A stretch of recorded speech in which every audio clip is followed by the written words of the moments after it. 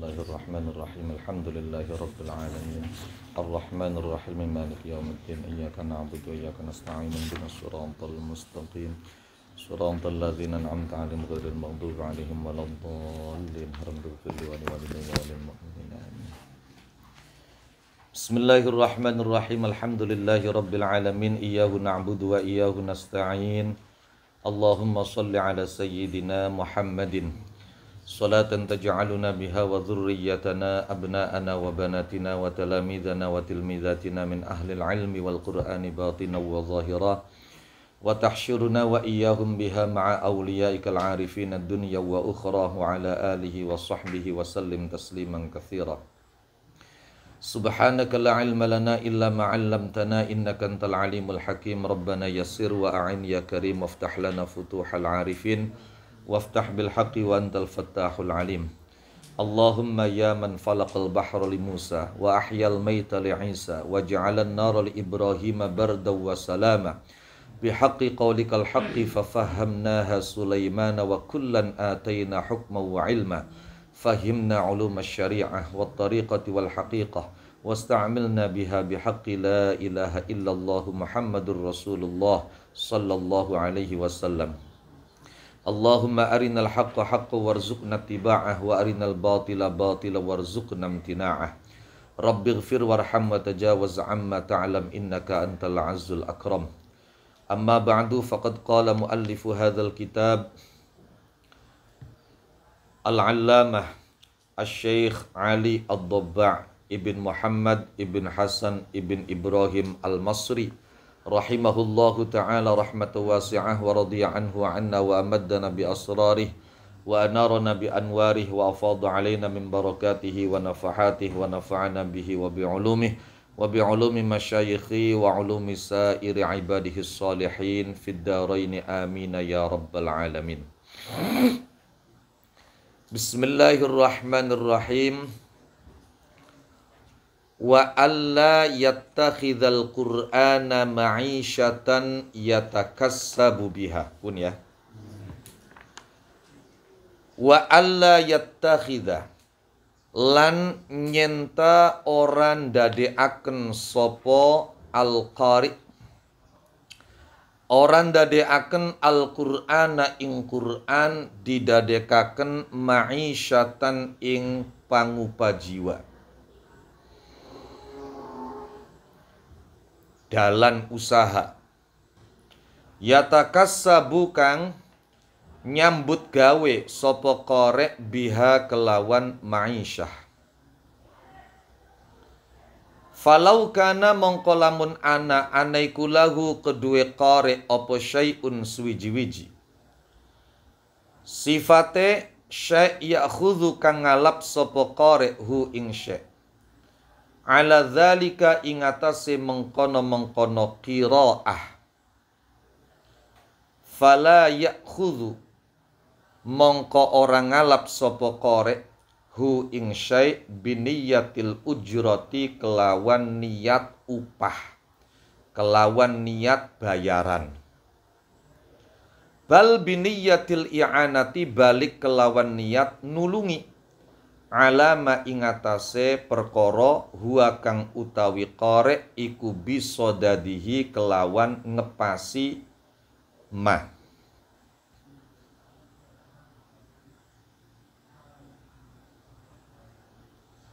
Bismillahirrahmanirrahim. Masih mengenai tentang adab orang yang membaca Al-Qur'an. Pada pertemuan yang lalu disampaikan bahwa wajib bagi orang yang membaca Al-Qur'an untuk membangun keikhlasan di dalam hati. Saat membaca Al-Qur'an tidak ada tujuan, tidak ada destinasi selain karena mengharapkan ridho Allah subhanahu wa ta'ala. Lebih menukik lagi, termasuk adab orang yang ahli Quran ialah wa alla yattakhidhal Qur'ana ma'isyatan yatakassabu biha. Tidak menjadikan Al-Quran sebagai jalan, sebagai alat usaha untuk mendapatkan harta, untuk mendapatkan pangkat, untuk mendapatkan kedudukan.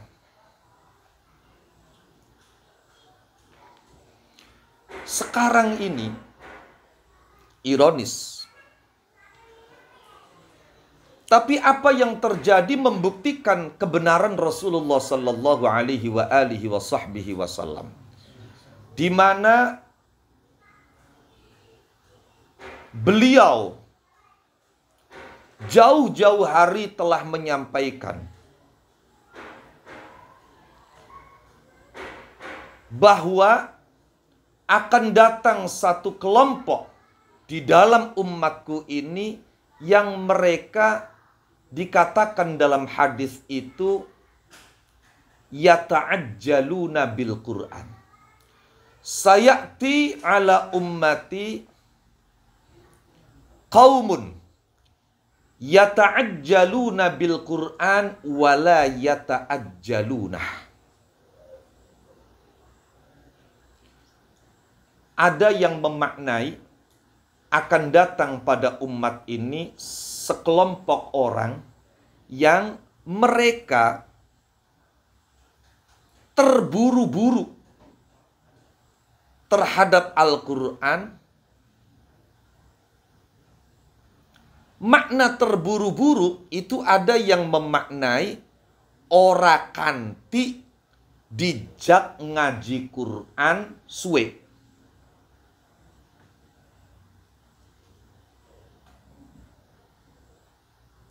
Padahal kalau kita mau flashback pada sejarah, mulai dari generasi pertama, para sahabat, mereka dalam belajar Al-Quran itu tidak ada yang terburu-buru.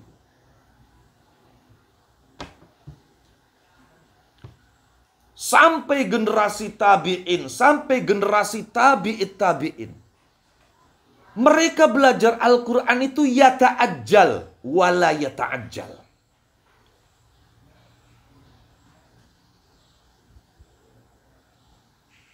Sehingga tidak aneh kalau kemudian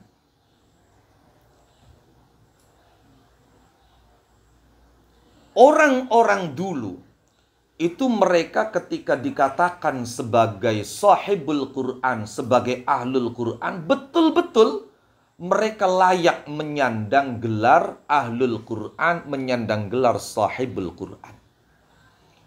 Mulai dari mereka belajar cara membacanya dengan benar.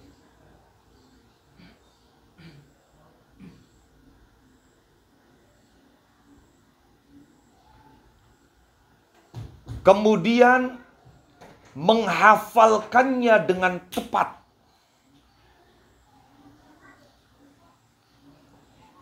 Mengerti setiap kata yang dibaca, paham setiap lafaz yang dibaca.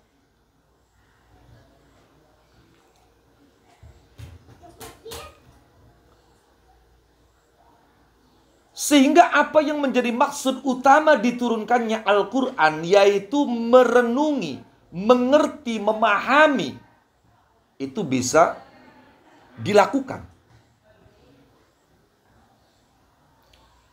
Kitabun anzalnahu ilaika mubarak liyadabbaru ayatih. Setelah mengerti, merenungkan, paham kandungan apa yang dia baca, kemudian sekuat yang dia mampu, dia aplikasikan dalam kehidupan sehari-hari.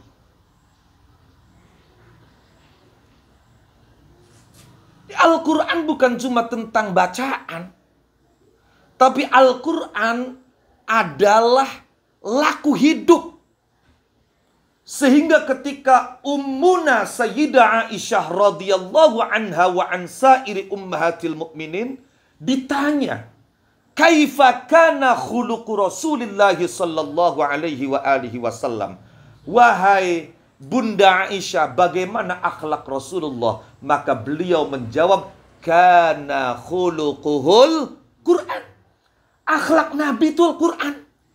Maka ketika kalian melihat Nabi, kalian akan melihat Quran yang berjalan. Jadi Al-Quran tidak hanya tentang bacaan. Al-Quran bukan cuma hafalan, tapi Al-Quran adalah laku hidup yang real. Jadi orang memandang Rasulullah itu ya Al-Quran yang hidup. Rasulullah berjalan adalah Al-Quran yang berjalan. Sehingga kita lihat dalam manaqibus sahabah. Sahabat belajar Al-Quran itu khamsan. 5 ayat. Mulai dari mereka belajar tentang bacaannya yang tepat, yang benar. Kemudian makna perkatanya, tafsirnya. Ini belum lagi. Mereka para sahabat itu saat membaca Al-Quran sesuai dengan yang diinstruksikan oleh Nabi, itu mereka responsif. Mereka betul-betul dialog, mereka betul-betul berinteraksi. Ketika mereka membaca Al-Quran, ada dialog hidup antara mereka dengan Al-Quran. Ketika ayat yang dibaca itu tentang perintah, mereka merenung. Sudahkah perintah ini aku jalankan? Kalau kebetulan yang dibaca itu tentang larangan, sudahkah larangan ini aku tinggalkan, aku jauhi? Kalau kemudian perintah itu sudah dijalankan, mereka bersyukur. Tapi kalau tidak, maka mereka i'tizar, wastighfar, memohon ampun kepada Allah Subhanahu wa taala atas keteledorannya selama ini. Kalau yang dibaca ayat tentang rahmat, maka mereka akan berhenti kemudian memohon rahmat itu kepada Allah. Ketika yang dibaca ayat azab, maka mereka berhenti untuk meminta perlindungan kepada Allah Subhanahu wa taala. Kalau ayat yang dibaca itu dalam bentuk pertanyaan, maka mereka jawab pertanyaan Allah Subhanahu wa taala ini. Seperti ketika yang dibaca itu surat Ar-Rahman. Dalam sebuah hadis diceritakan Rasulullah sallallahu alaihi wasallam keluar menemui para sahabat, kemudian beliau membaca surat Ar-Rahman dari awal sampai selesai. Sahabat hanya diam. Kemudian apa kata Nabi? Sungguh aku telah membacakan surat Ar-Rahman ini di hadapan bangsa jin. Fakanu ahsana mardudan minkum. Ternyata respon bangsa jin ketika dibacakan surat Ar-Rahman, 'allamal Qur'an, khalaqal insan, 'allamahul bayan. Itu respon mereka, jawaban mereka itu jauh lebih baik daripada kalian. Kalian aku bacakan surat Ar-Rahman, diam saja. Bangsa jin ketika aku bacakan Al-Quran dan setiap aku sampai pada ayat fabi ayyi ala'i rabbikuma tukadziban, mereka semua menjawab la bi syai'in min ni'amika rabbana nukadzibu falakal hamd. Nabi ketika membaca ayat sabbihisma rabbikal a'la, beliau berhenti, kemudian membaca subhana rabbiyal a'la. Sahabat ketika membaca surat At-Tin sampai pada penghujung ayat yang berupa pertanyaan, alaihissallahu biahkamil hakimin, mereka berhenti dan menjawab, bala wa ana ala dzalika minasy syahidin.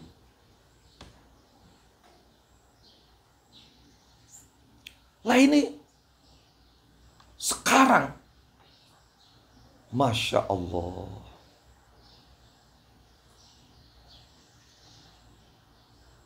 belajar Fatihah dulu itu berminggu-minggu. Bahkan ada beberapa yang sampai berbulan-bulan. Bro, dipraktekkan zaman sekian.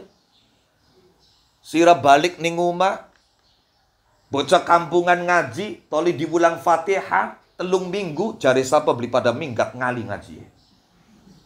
Ini yata'ajjaluna. Tapi mayoritas ulama mengenai hadis ini bahwa sayati ala ummati aqwamun yata'ajjaluna bil Qur'an wa la yata'ajjaluna, itu mayoritas ulama memaknai bukan itu.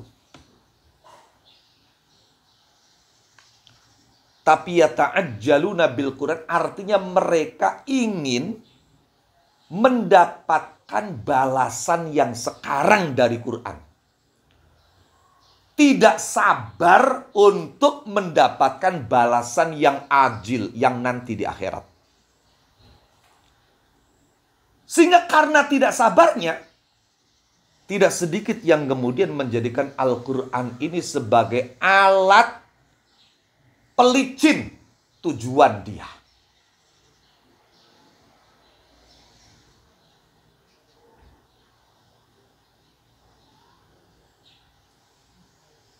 Ngapalakan Quran. Dari awal sudah diniati 5 juz saja. Sekedar untuk bisa ikut serta pada lomba musabaqah hifdzil Quran yang diadakan oleh bupati, sehingga nanti pemenangnya bisa kenal dengan bupati. Kalau sudah kenal dengan bupati, lah tentu kita punya kesempatan untuk bisa masuk di Kementerian Agama Kabupaten misalnya. Menghafalkan Al-Quran 10 juz saja. Kenapa? Untuk meloloskan, melicinkan saya. Karena saya punya cita-cita ingin kuliah di UI. Dan mereka yang minimal hafal 10 juz akan melenggang masuk di jurusan di fakultas kedokteran misalnya. Ya Rob. Bahkan lebih parah dari itu.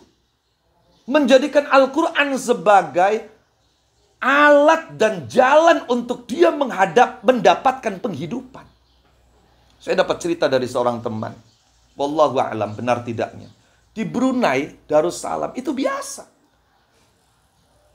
Mereka-mereka yang hafal Quran, mereka-mereka yang memiliki suara merdu itu kemudian door to door, dari satu pintu ke pintu. Tok, tok, tok, assalamualaikum. Dipersilakan masuk, kemudian dia berkata kepada tuan rumahnya, mohon maaf, mohon didengarkan, saya ingin baca beberapa ayat dari Al-Quran.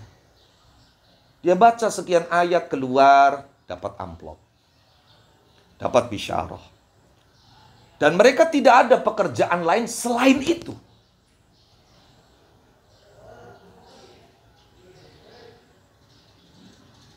Loh, di Malaysia itu jadi imam tarawih. Itu bisyarahnya bisa untuk hidup setengah sampai 1 tahun di Cirebon itu mungkin. Kalau kemudian masjidnya itu masjid-masjid besar. Barang zirang imami terawih ning Tajugan, ngenteni wae bengi raya di Jakat. Barang Jakarta wis direbut ning SD, wis direbut ning desa, ya pak plong-plong boleh. Oh, ya Rob. Enggak. Bukan berarti kita tidak boleh mengambil, mendapatkan apapun dari orang lain karena kita membaca Al-Quran. Bukan. Lah kalau kemudian misalnya memang pemerintahnya memberikan insentif, pemerintahnya memberikan tunjangan, pemerintahnya memberikan santunan untuk penghafal Quran misalnya. Ada APBD-nya, diambilkan dari APBD-nya atau diambilkan dari APBN-nya. Ini sebagai bentuk kepedulian pemerintah kepada para ahli Al-Quran. Agar mereka betul-betul bisa konsentrasi dengan Al-Quran. Jadi ini karena kepeduliannya pemerintah dengan Al-Quran luar biasa. Misalnya, sehingga pemerintah nggak mau kalau sampai orang yang hafal Al-Quran itu di rumah, dia pusing memikirkan saya harus kerja apa. Dilihat di sini nggak ada lowongan. Masuk ke pabrik nggak punya ijazah. Akhirnya beca, akhirnya macul. Sehingga pegel, wong ora biasa beca, ora biasa macul. Akhirnya karena pegel, pragat menggawe, ya istirahat. Waktu yang sebetulnya bisa dia gunakan untuk murojaah Quran, dia gunakan untuk istirahat. Pemerintah tanggap dengan keadaan ini. Sudah, ahli Quran ada tunjangan khusus dari pemerintah per bulan sekian. Nah, kalau memang ada seperti itu, atau kebetulan kita diundang kemana, membaca, dan oleh yang mengundang kita, kita diberi sesuatu, maka bukan itu tidak boleh. Boleh, ambil itu. Tapi ingat, niatnya yang harus dibenarkan. Niatnya yang harus diluruskan. Jangan sekali-kali menerima itu dengan niat ini sebagai bayaran saya membaca Quran. Jangan dengan niat ini sebagai upah saya mengajar Al-Quran. Galil. Sedikit sekali itu. Nggak ada artinya sekali itu. Ya Allah, Quran sesuatu yang mulia, kemudian kalian ridho hanya dengan upah segitu. Fala ya'khudhuhu biniyatil ujroh. Jangan dia menerima itu dengan niat sebagai upah dan bayaran dia. Belajar Quran, membaca Al-Quran, atau mengajarkan Al-Quran. Lantas, bal biniyatil i'anati ala ma huwa bisadadi. Yaitu dia niatkan ini untuk membantu kelancaran apa yang sedang dia geluti saat ini. Untuk membantu kelancaran dia dalam menjaga Al-Quran, murojaah Al-Quran. Untuk bisa menunjang kelancaran dia dalam mengajarkan Al-Quran. Bayangkan seandainya tidak ada tunjangan itu, maka dia mengajar masih juga harus berpikir bagaimana untuk makanku hari ini, bagaimana makan anak istriku, bagaimana jajan anak-anakku. Maka dengan adanya tunjangan ini, maka dia niatkan ini alhamdulillah bisa membantu profesi atau keadaan yang sedang saya jalani saat ini. Jelas ya? Karena kalau kalian katakan ini sebagai upahnya kalian, itu nggak ada artinya sama sekali. Terlalu amat sangat kecil dibanding dengan Al-Quran yang sangat mulia.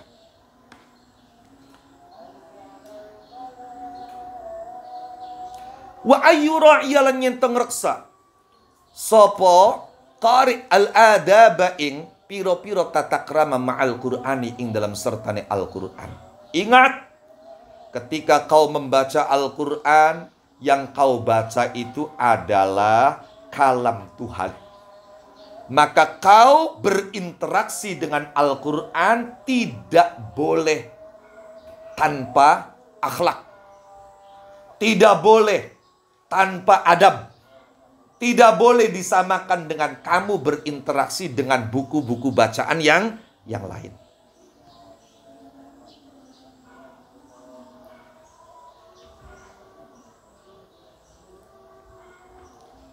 Fayastahdira, mongko amring hadiraken sapa qari fi dhihnihi ing dalam atine qari annahu ing setune qari iku yunaji munajat sapa qari rabbahu ing pangerane qari wa yaqra lan maca wa yaqra ulan maca sapa qari kitabahu ing kitabir rabb fayatlu mongko maca sapa qari hu ing Quran fi halati man ing dalam keadaane wong yaro kang ningali sapa man Allah Ta'ala ing Allah Ta'ala.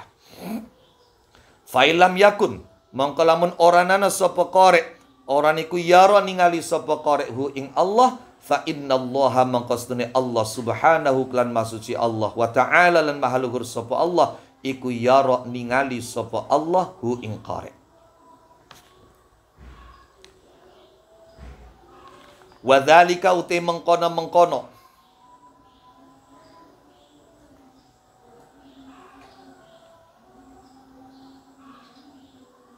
halatiman yarallaha ta'ala iku bi ayyu qaddira kelawan nyentong ngira-ngira akan sapa qari ka'annahu kaya setune qari iku waqifun wong kang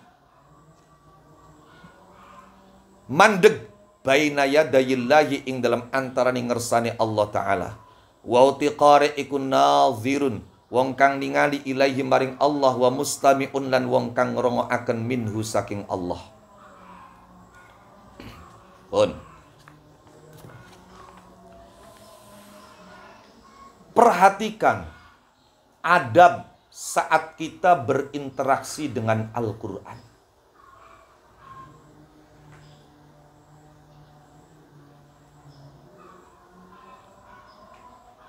Mulai dari pakaian yang kita kenakan suci, tubuh suci, tempat yang digunakan suci, lingkungan yang tidak mengganggu konsentrasi kita dalam membaca Al-Quran.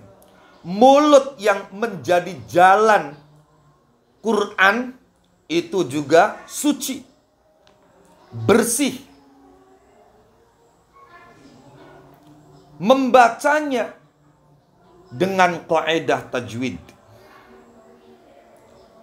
Mulut kita membaca, mata kita melihat, akal kita mencerna, hati kita menerima. Nanti tubuh kita yang mengeksekusi. Itu Allah. Hadirkan dalam hati ini bahwa saat kita membaca Al-Quran, kita sedang berdialog dengan Tuhan. Kita sedang munajat dengan Tuhan.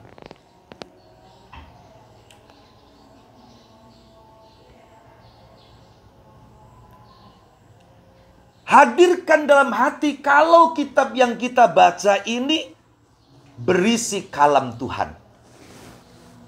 Maka kita membacanya dengan penuh adab. Kita membacanya dalam kondisi, kalau bisa, dalam kondisi kita seakan-akan melihat Allah.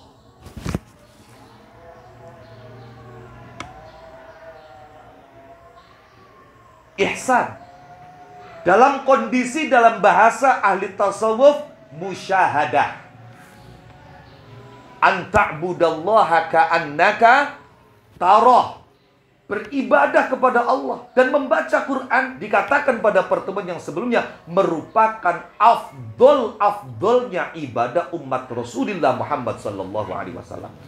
Maka kita ibadah itu kalau pingin levelnya level ihsan, bukan sekedar sah dan tidak,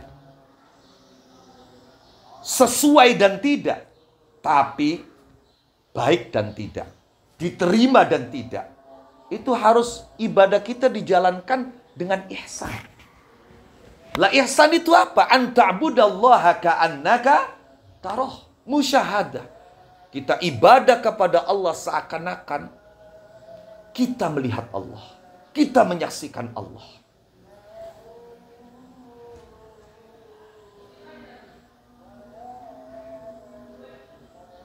Apa maknanya? Ya maknanya apa sih cah? Kang? You? Sing dudu Gusti Allah lo apa? Sok. Coba kita belajar maratibul wujud. Terserah mau versi yang mana. Ada maratibul wujud versi Syekhul Akbar Muhyiddin Ibn Arabi, ada maratibul wujud versi Abdul Karim Al-Jili, ada maratibul wujud versi Abdul Ghani An-Nabulsi, dan ulama-ulama sufi yang lain. Yang paling mudah memahami konsep maratibul wujud itu adalah zat, asma dan sifat, af'al, kemudian infial.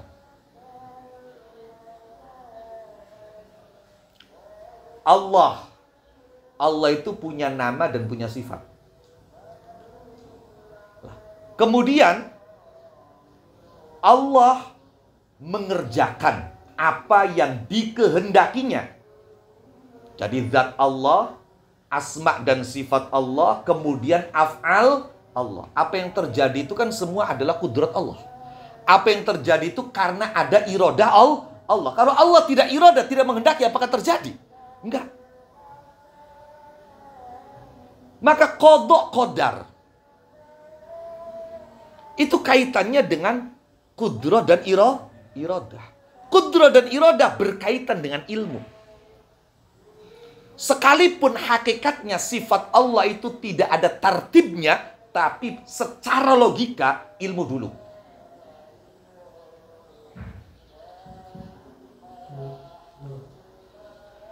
Kemudian berkehendak. Kemudian beraksi. Apa yang menjadi aksi Allah itu adalah kehendak Allah. Apa yang menjadi kehendak Allah itu pasti sesuai dengan ilmu Allah. Lah yang terjadi ini disebut dengan infial. Makhluk semuanya itu namanya infial. Lah kalau kita tahu infial itu dari af'al Allah. Af'al Allah dari sifat dan asma Allah. Asma dan sifat Allah ada pada zat Allah. Mana yang bukan Allah? Paham dong? Jadi sangat mungkin sekali kita anta'budallaha ka'annaka taro. Tapi tidak bisa itu dilakukan dengan logika. Mesti dengan syuhud. Nah, bisa dengan syuhud itu kalau kita bersuhbah kepada orang yang sudah wusul ke Allah Subhanahu wa ta'ala. Seandainya kita belum bisa seperti itu, ya fa'illam takun tarah fa'innahu yarah. Di sini saya berhenti sejenak. Kalau kamu belum bisa seakan-akan melihat Allah, maka fa'innahu yarah. Awas, kalimat fa'innahu yarah itu bukan jawab dari fa'illam takun tarah. Saya tidak akan bicara penjelasan Syekh Abdul Ghani An-Nabulsi bahwa kana di dalam hadis ini adalah kana tam. Fa'ilam takun, kalau kamu sudah merasa dirimu tidak ada, kalau kamu sudah fana, taruh, maka kamu melihat Allah. Itu ada yang makna seperti itu. Kananya kana tam. Taruh itu jawabnya ilam takun. Oke, kita tidak akan bahas itu. Kita bahas yang umum, yang syar'i. Fa'ilam takun taruh, fa'innahu yarah. Fa'innahu yarah itu fa'nya bukan jawabnya fa'ilam takun. Jawabnya ilam takun, mahdzuf, dibuang. Karena nggak mungkin fa'innahu yarok itu menjadi jawabnya illam takun. Coba terjemahkan. Fa'illam takun, seandainya kamu tidak tarohu, melihat Allah, fa'innahu yarok, maka sesungguhnya Allah melihat kamu. Ya, kamu tidak meyakini itu juga Allah sudah melihat kamu kok. Di mana di sini? Iya kan? Jadi nggak sah menjadi jawab. Jawabnya illam takun, mahdzuf, dibuang.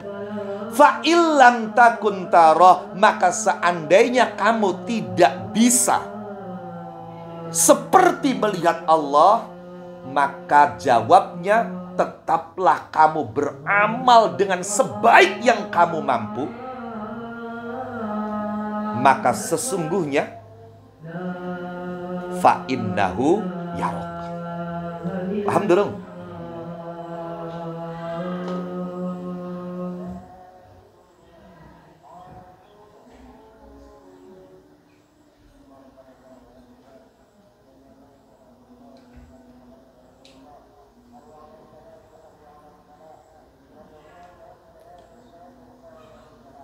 Fa'illam takun taroh, apabila kamu belum mampu seperti melihat Allah, apabila kamu belum mampu musyahadah, maka teruslah kamu beribadah, tetaplah kamu beribadah dengan cara terbaik yang kamu mampu, karena sesungguhnya kamu sedang dilihat Allah. Paham dorong?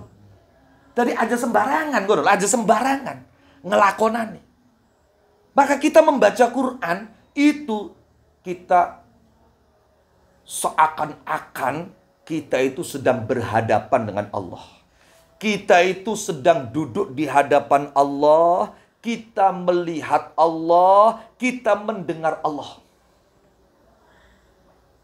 Kalau tidak bisa, maka tetap membaca Al-Quran dengan adab terbaik yang kamu mampu, bacaan termerdu yang kamu bisa. Jangan asal-asalan, Karena sesungguhnya kamu sedang dimonitoring oleh Allah Subhanahu wa taala. Kamu sedang dalam pantauan Allah Subhanahu wa taala. Jelas atau tidak?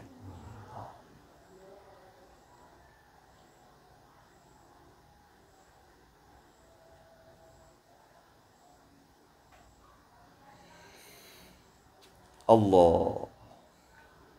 Karena itu kalau kita mau membaca kisah para aulia, di antaranya ambil Imam Ja'far As-Shadiq, buyut Rasulullah Muhammad sallallahu alaihi wasallam. Imam Ja'far As-Shadiq, Sayyid Ja'far As-Shadiq, seperti dijelaskan oleh Al-Imam As-Suhrawardi di dalam kitabnya Awariful Ma'arif yang ditulis di hamish atau pinggir Ihya Ulumuddin. Itu Imam Ja'far As-Shadiq, ya Allah, beliau seringkali ketika sholat membaca ayat Al-Quran berakhir dengan beliau jungkel pingsan. Bicara yang sampai mati banyak.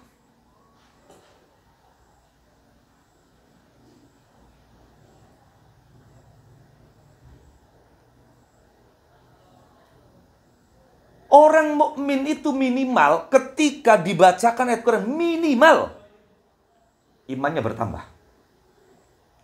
Wa idza tuliyat 'alaihim ayatuhu zadatuhum imana. Lah ini belum baca Quran, setelah baca Quran, sebelum mendengar Quran, setelah mendengarkan Quran, angger bae. Wa ainal iman. Ayo.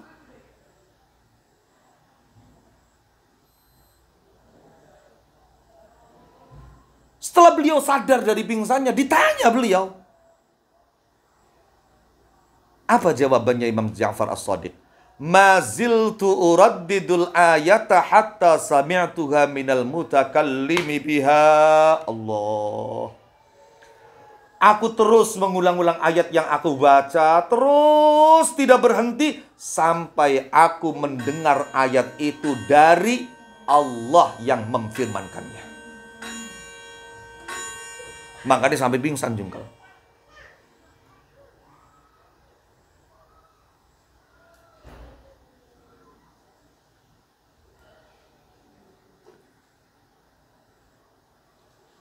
Lebih lanjut Imam Ja'far As-Shadiq itu berkata bahwa melalui Al-Quran itu Allah bertajalli kepada makhluk. Sayangnya walakin la yubsirun. Mereka nggak sadar, mereka nggak melihat. Kenapa? Hatinya penuh dengan hijab. Hatinya penuh dengan nafsu. Hatinya kotor. Bukan sekedar kotor, berkarat. Sahabat Utsman dan sahabat Hudzaifah ibnul Yaman radhiyallahu anhuma wa an sa'iris sahabati wa radhiya'an nabihim. Beliau berdua berkata, "Lau tahuratil qulub lam tashba' min qiraatil Qur'an." Kalau saja hati ini suci, bersih, maka mulut ini tidak akan pernah kenyang membaca Al-Quran. Ini tamparan bagi kita semua. Kenapa kita sedikit membaca, kemudian seringkali menemukan kejenuhan, kebosanan, macam maning, bliki yang maning, macam maning, bliki yang maning. Oh, ati ini recung, ati ini nerok, berarti kotor, belegedegan. Kata sahabat Utsman, sahabat Hudzaifah, "Lau tahuratil qulub lan tashba' min qiraatil Qur'an." Kalau hati ini suci, maka tidak akan pernah ada kata kenyang dari membaca Al-Quran. Sekali lagi, saat membaca Al-Quran, hadirkan dalam hati kalau kita sedang melakukan dialog interaktif dengan Allah Subhanahu wa ta'ala. Yakini di dalam hati bahwa kitab yang kita baca itu berisikan kalam Allah Subhanahu wa ta'ala. Naqif huna wallahu a'lam bishawab. Al-Fatihah. Bismillahirrahmanirrahim.